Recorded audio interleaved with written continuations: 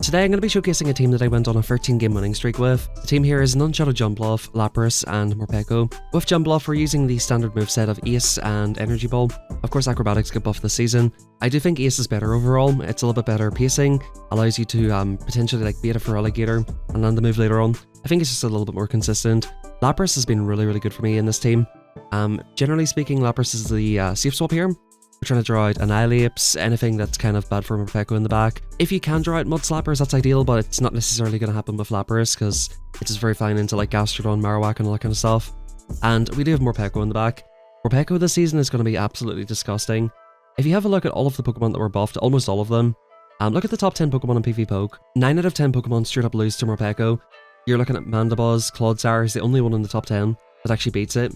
And like, you can go Psychic Fangs in that matchup, it's horrible but it's not that bad. Malamar, Lapras, Corsola, Sableye, Grumpig, Dusclops, Dusknoir, Feraligatr. All those Pokemon are all very weak to Morpeko. In the back, this Pokemon just sweeps teams by itself. Of course, in this team that we're facing off against, we do have a Wigglytuff here. We do have all shields down on the opponent. What I decided to do here is come back into the Jumpluff, basically get them into range for one Aura Wheel, and we should be hopefully fine. We still have 2 shields here. These Charms are going to do a lot of damage. And unfortunately, I think the opponent will go for a debuff here, just slightly annoying here, but I think we should be still fine to one-shot this. That Charm goes through, we're in very low health. We just need this to one-shot, bang! We do take out the Wiggly here, and the opponent comes into their low health Credillia at this stage. They're left with energy, I'm expecting them to go for Rock Tomb here, but even at this point, a Psychic Fang should be enough to knock them out, and that's going to be good games. I find that so often, if you can get shields down with Morpeko, like, this thing just goes absolutely insane. Next battle we have an Azu lead, our whole team's good into Azu. Of course they have double super effective moves for the Jumpluff. Typically in the lead they'll just take the Energy Ball, maybe shield the second one, and we're at lower ranks here so I decided to swap out straight away. I don't go for the catch at the usual time, and we do draw out a Ferrothorn. Ferrothorn, very good matchup into Lapras, but having a look at that, these Psywaves plus Ice Beams are going to add up. 2 Ice Beams won't quite knock it out, but it's going to get really low. Somebody asked me today, is it an option to go for Blizzard on Lapras? I do actually think it could be decent. I think Skull Bash could be decent as well, but I think having an Ice move as coverage is really nice here. We come back into the Jumpluff here. I'm going to overfarm a lot. The, don't do that much damage to the Thunders, so we're not really too worried about that. I can basically get this into this range and just consider farming it down. It takes 5 Bullet Seeds to get the Thunder, as you can see we can survive 2. The opponent goes for a combo play with Azu. I'm basically forced to shield this here. I was going to swap straight out, but what I decided to do here first is grab the opponent's first shield. I'm sure they probably will shield at this point. Yep, that would have basically taken them out. I think they would have survived it, but we could have come in for a Thunder Shock down. In the lead, Jumpluff basically loses the Zero Shield against Azu, funny enough. They survive 2 Energy Balls and get off the 2 Ice Beams, so the opponent most likely would have survived in 1 HP and got the move off anyway. And we commit to the farm down with shield. The opponent comes into a Credillia here, so it's Azu double grass. I know that the opponent's going to be sort of afraid of the dark move, so I decided to go for the bait first time around. I'm going to go for yet another Psychic Fangs. We're basically trying to burn the switch clock, and as you can see, we're going to go for a switch into our Jumpluff here. I'm hoping the opponent's still locked in. However, even if they do go for a swap out, the Ferrothorn is pretty low. They go straight for the Rock Tomb, and at this point, we're just going to commit to the farm down on the Ferrothorn. I didn't know if the opponent banked a move here, so I decided to go straight for the Aura Sphere. Aura Sphere, I wish it was Aura Sphere or a Wheel. That would have obviously one-shotted, but yeah, we're able to get the job done. The opponent did not have the move banked. Of course you want to go Psychic Fangs and then Aura Wheel, but in that case I didn't know if they had the move, so I just wanted to throw the big move first. I knew you could get 2 off no matter what, and 2 moves is enough to knock it out.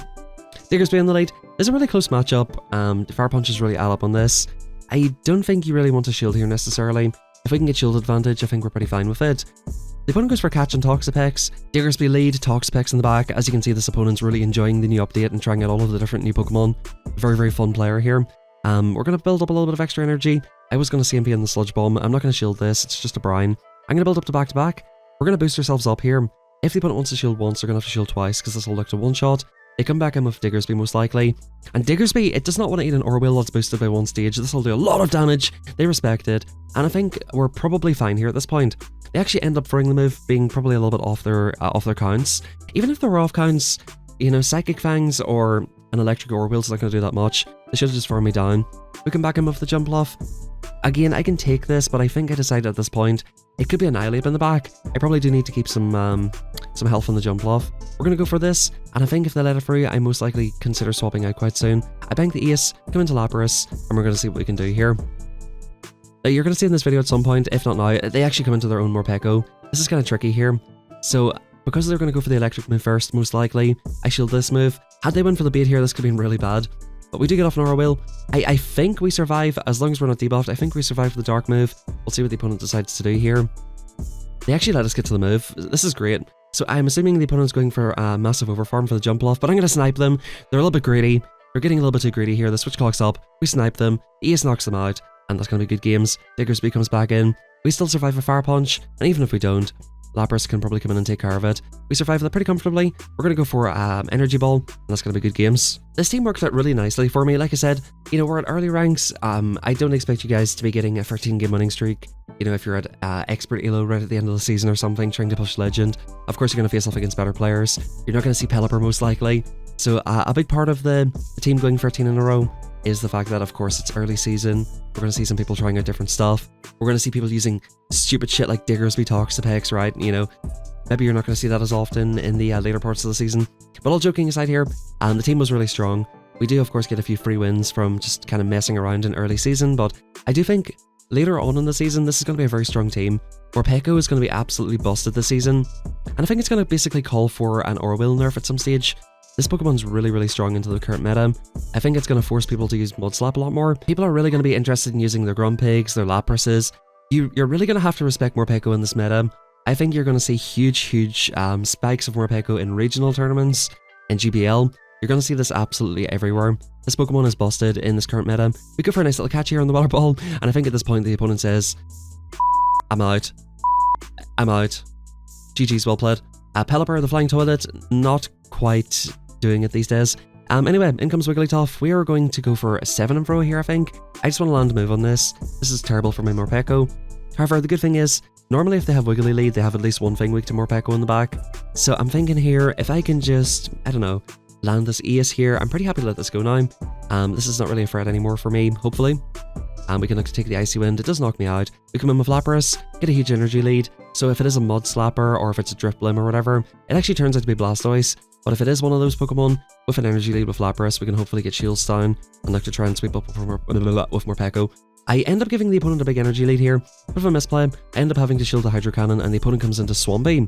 Swampert is a very, very cool Pokemon this season. Straight 5 to the Sludge, straight 5 to Hydro Cannon. I think Swampert is back. And with Morpeko's being around, you're going to see more Swampert in the meta. Definitely a very good option. I think Swampert, you're probably not going to see it, well, you won't see it in today's video, but it's a very good safe swap for drawing out a grass type, I think, now, because the Sludges do a lot of damage. Of course, if you draw out Cordilli, you have to go straight Hydro Cannon on that, and Fairforn, it's resisted anyway, so you go straight Hydro Cannon.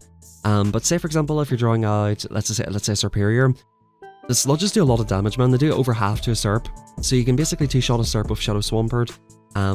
I'm not sure if you do reach 2 before they farm you down, so you do need to get an energy lead, but Swampert looking very interesting. The opponent comes in with their Blastoise. I think the opponent overtapped their move, because they should have been at another Hydro Cannon, so a little bit lucky there, but good games nonetheless. The opponent comes into Lapras.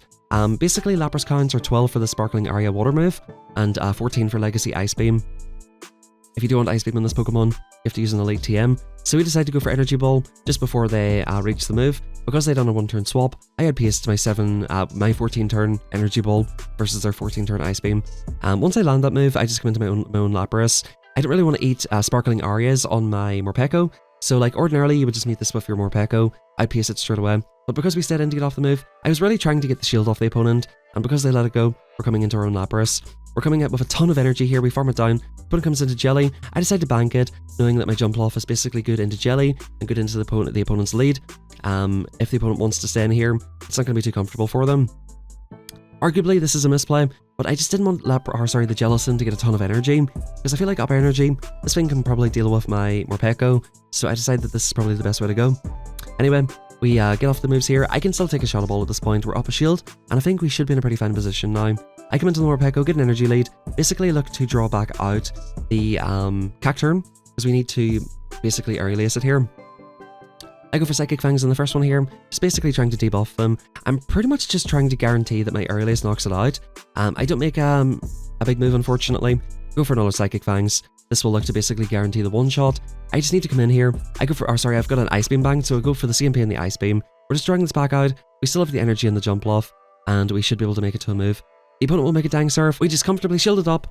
Look to go for 1-and-throw or whatever it is on the Energy Ball, and that's going to be good games. Jellicent is definitely another interesting Pokemon in the meta. Hex got buffed.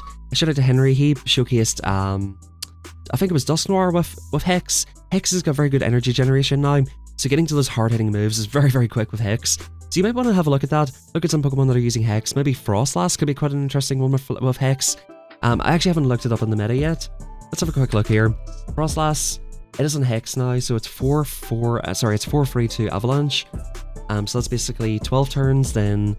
12 turns and then 9 turns for the second one, and it's 5-4 for Shadow Ball. So Frostlass could be quite an interesting Pokemon to apply some ghost damage. I gotta say this season, man, like all of these buffs are just super, super oppressive into Annihilate.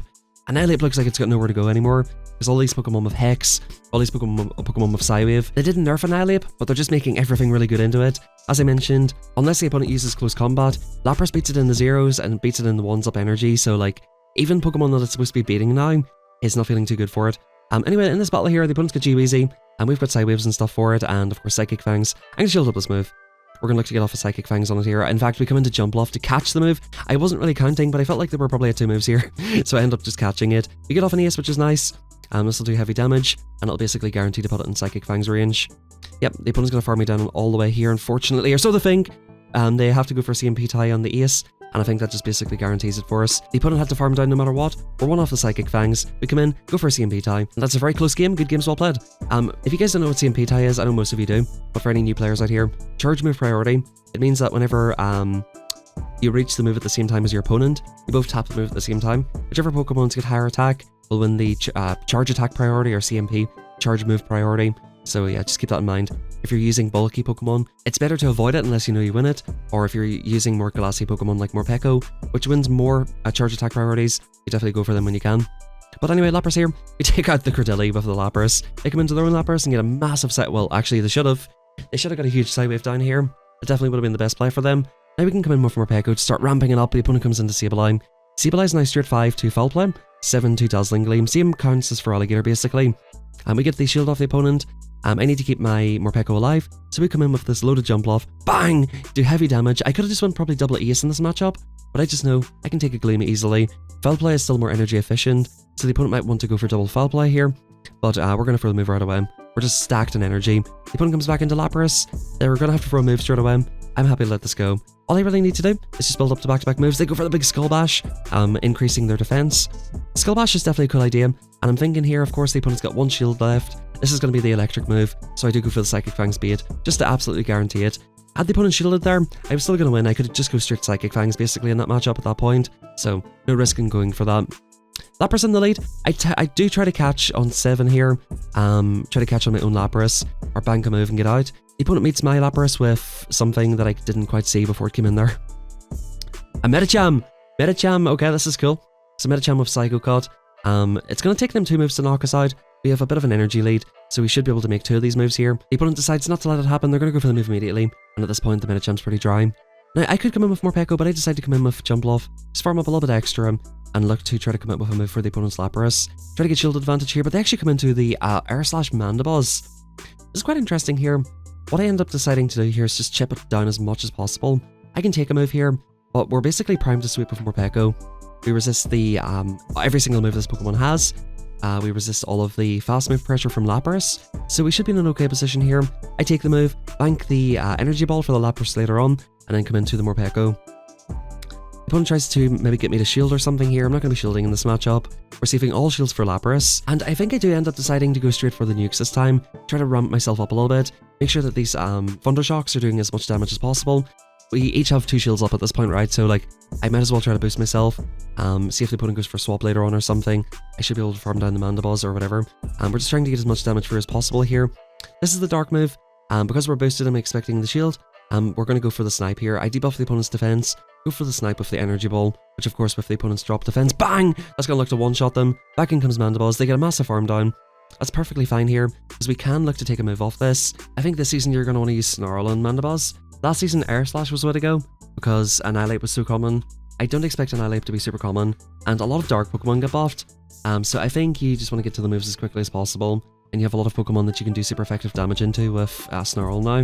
Definitely it's time to go back to the more traditional moveset in Mandibuzz, which is now rank 1 in the Great League. So I spoke earlier on about the Core Breaker for Morpeko. Here it is, it's in the lead. I sort of have to stay in for a little while at least. The opponent comes into a Bombardier. This is kind of awkward, bro. The one thing I didn't realize about this matchup is Sparkling Aria does so much damage to this Pokemon that they pretty much have to shield it. I decide to take the move. They go for Rock Tomb. That does a shit ton of damage. I get off a dying Sparkling Aria. This will hurt them a lot. But look at this Bombardier. That does like half to them. So yeah, I can understand why the opponent definitely shielded the big move there. I decided to let this go and just basically put it all on the Morpeko at this point, because we're up a shield. The opponent's got up energy on the Claude, but I can look to basically try to Psychic Fangs my way through this matchup. That's kind of the hope and prayer at this point. We're hoping that this is the hard answer to Morpeko in the lead, and that they're basically double weak, like Poison Double Dark or something like that. Maybe Double Dark Flyer, Mandibuzz in the back would be amazing at this point. So yeah, we get off this move. The opponent decides to shield it up, of course. These are only going to be Sludge Bombs, but I sort of do have to respect them. And I'm expecting the opponent to go for a catch at this stage. Yep, the opponent will go for a catch. They bring back in Bombardier. We're going to farm it all the way down. And now we're just up so much energy with this thing. The opponent's thinking long and hard about it, but they do concede the match. Good game, well played. Whatever Pokemon they had in the back did not want to see Morpeko. All of that energy, and not all the Pokemon do. Like whenever you've got Clodsire in the lead and you don't want to bring it back into the Morpeko, that's telling you something right there. Pidgeot lead, we come straight into this, and they come straight into Azu. Lapras beats Azu, so we're pretty happy with this. Even though they've got, of course, the neutral move of Player Off. I think what I decide to do here, this is never going to be a bait in a million years. They're not going to throw double resisted Ice Beam. We're going to go for the shield here, just to guarantee swap. We're going to build up to double Sparkling Arias. But it's really the sort of Psy Waves that are adding up a lot. Of course, these moves do a decent amount of damage. I can take a move here pretty comfortably, and I can even overfarm in this matchup as well. So yeah, we're going to overfarm as much as we possibly can here. Get up to basically back-to-back Sparklings, see what the opponent wants to do. If they shield, I'll happily shield back and commit to a farm down. The opponent lets it go, they don't get off their dying move, and they come into a Marowak to a loaded Lapras. That's not really something you want to do here. Lapras is about to just feast here, and as you can see, this thing's so bulky, we're able to get off this move. By the way, let me check my IVs for you guys, because I couldn't be bothered putting them into today's videos. But I've actually got a pretty decent Lapras here with the bow. Let me have a look here, really quick. Lapras, it's a rank 227. The IVs are 6, 13, 14. Anyway guys, Pidgeot versus Morpeko, this is just GG's at this stage. This is absolute curtains for the opponent. We're going to look to get off this Aura Wheel here. This will look to absolutely shit all over the Pidgeot. This team, I think, later in the season, I think this is going to be a pretty strong meta team. Once again guys, you do have to watch out for Mud Slap to some degree. If you get it stuck on your Morpeko, as you can see here, it's not pretty. I decided to go for the BM Aura Wheel just to really settle the score with the Mud Slapper, but you know, that's generally going to be the issue in the back. We're getting Pidgeot leads, okay.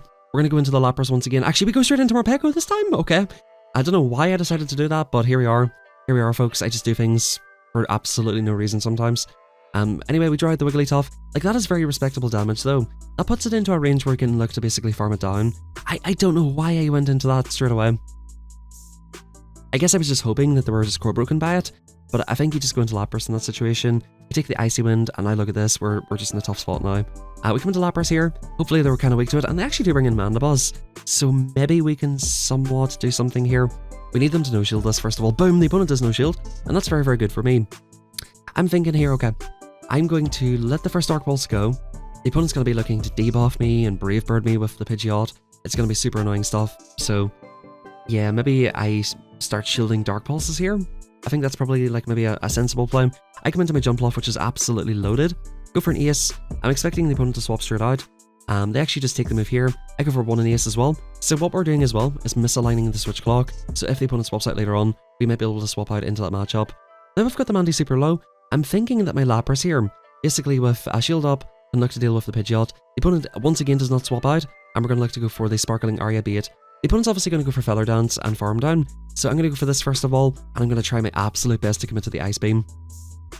We probably missplit this match quite a lot. They go for Feather Dance. Can we make it to the Ice Beam? Yes, we do. Lapras is an absolute beast now. I actually really like this Pokemon in the meta. I think it's really nice.